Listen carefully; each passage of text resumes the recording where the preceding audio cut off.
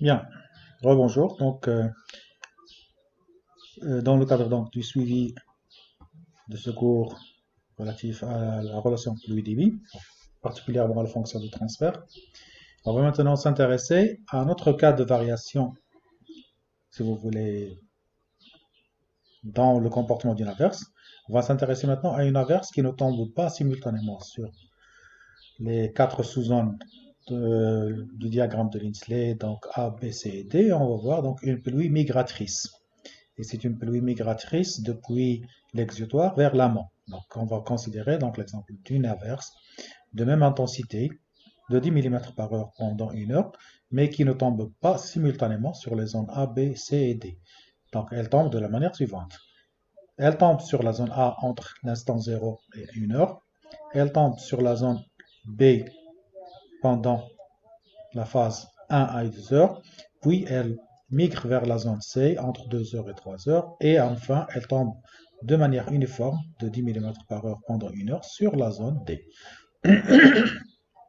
Alors, l'hydrogramme de la figure 3.17, que l'on va voir à l'instant même, donc devrait finalement avoir quel temps de base. Le temps de base, il devrait être égal au temps de la pluie plus le temps de concentration. Donc ici, vous voyez que la pluie cesse à l'instant t égale 4 heures.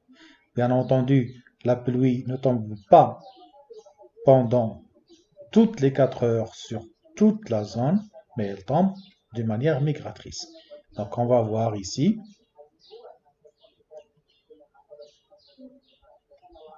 le premier exemple. Donc on va considérer la zone A et on va dessiner son liétogramme. Donc vous avez ici liétogramme, vous voyez, donc en millimètres par heure. Et donc vous avez une averse de 10 mm par heure pendant une heure. Et donc, c'est l'exemple type du premier exemple qu'on a vu.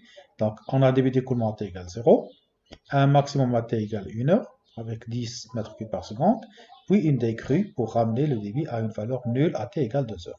Donc, pour la zone A, le temps de pluie qui est de 1 heure plus le temps de concentration de A qui est de 1 heure font que l'hydrogramme d'ici aura un temps de base de 2 heures. Pour la zone B, donc nous avons dit que la pluie tombe avec un retard de 1 heure. Elle commence à t égale 1 heure et elle dure jusqu'à 1 heure à t égale 2 heures, avec une intensité constante de 10 mm. Donc pour la zone B, il faut considérer maintenant que elle commence à 1 heure. Mais pour arriver à l'exutoire, elle devra mettre encore 1 heure. Autrement dit, l'écoulement issu de la zone B ne va pas commencer à t égale 1 heure, mais il va commencer à t égale 1 heure. Il faut considérer toujours, comme je viens de le dire, l'écart des temps de concentration. Donc à t égale 2 heures, donc je vais avoir un petit début d'écoulement. D'accord? À t égale 3 heures, donc je vais avoir un maximum d'écoulement, si vous voulez ici, à t égale 3 heures, avec un débit correspondant de 10 mètres cubes par seconde, et une décrue pour s'annuler à t égale 4 heures. Pour la zone C, nous avons toujours la même averse, mais qui est décalée de 2 heures. Elle commence à 2 heures, se termine à 3 heures, avec une intensité maximale et constante de 10 mm par heure. Donc là aussi, pour la zone C, le temps de concentration de la zone C est de 2 heures. Donc vous avez ici le temps d'occurrence, le temps d'arrivée, le temps de début de la pluie à 2 heures. Le retard de 2 heures, donc on va avoir un début d'écoulement à t égale 4 heures. Un maximum à t égale 5 heures avec 10. Et une décrue qui annule le débit à t égale 6 heures. Donc, si vous voulez vérifier, donc le temps de base absolu de l'hydrogramme de la zone C est de 6 heures. En effet, le temps de la pluie, c'est ici, c'est 1 heure.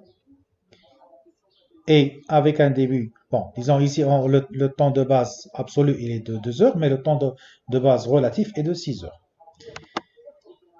Pour la zone D,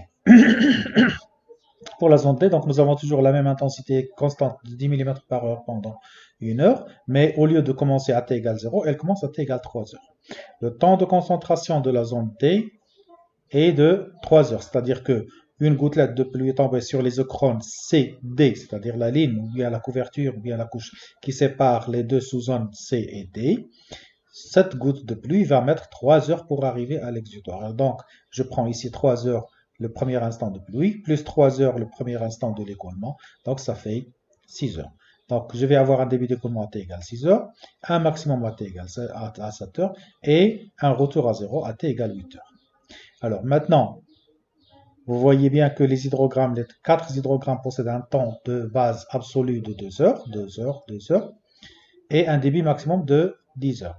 Pour obtenir l'hydrogramme global lié à cette averse qui est migratrice depuis l'exutoire vers l'amont, il suffit de faire la somme des 4 hydrogrammes précédents, et donc on obtient cet hydrogramme de la forme suivante, qu'on appelle un hydrogramme en cascade, ou bien un hydrogramme en vague, ou bien tout simplement un hydrogramme en dents de scie. Vous voyez ici, donc c'est un exemple de dents de scie. Autrement dit, vous avez ici un débit d'écoulement, un maximum, puis un retour à la nulle. Un débit d'écoulement, maximum, nul. Voilà, donc en dents de scie. Donc le temps de base global est de 8 heures, d'accord? Puisque nous avons ici la durée de la pluie, c'est 4 heures, et le temps de base de la zone T, c'est 4 heures, donc on a effectivement 8 heures. Donc on se retrouve très bientôt pour un autre exemple.